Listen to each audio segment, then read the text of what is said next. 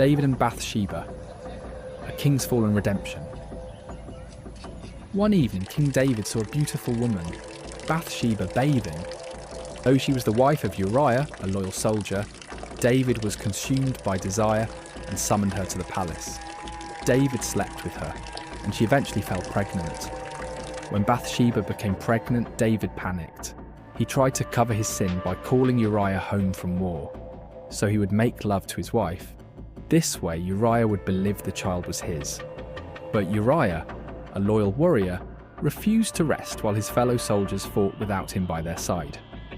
Desperate, David sent Uriah back to battle with a death sentence in his own hands, knowing full well that this time, Uriah will perish. After Uriah's death, David took Bathsheba as his wife. But God saw everything and was angry, so God sent the prophet Nathan to see David. The prophet Nathan confronted David, revealing his sin to him by saying, "There were two men in the city, one rich and one poor.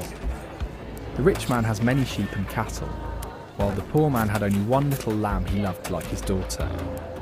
The rich man, instead of taking from his flock, took the poor man's lamb to prepare a meal for a traveller." When David heard this, he was furious and declared that the rich man deserved to die. "But you are the man," he declared. David was immediately struck with grief, realising the depth of his wrongdoing because of his lust. Then came the greatest blow. As a punishment from God, their child fell gravely ill. David was shattered and refused to eat.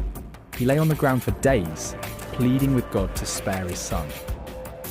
When the child died, David rose, washed himself, and went to the house of God to worship. His servants were astonished to see him after such devastation. "I cannot bring him back," David said, "but one day I will go to him in heaven." He accepted God's judgment, knowing his only hope was in God's mercy. Though broken, David repented with all his heart. And in time, God restored them. They had another son, Solomon, who would become a great king. David's story is one of failure and deep sorrow, but also of redemption, showing that no sin is too great for God's grace to restore if once repented.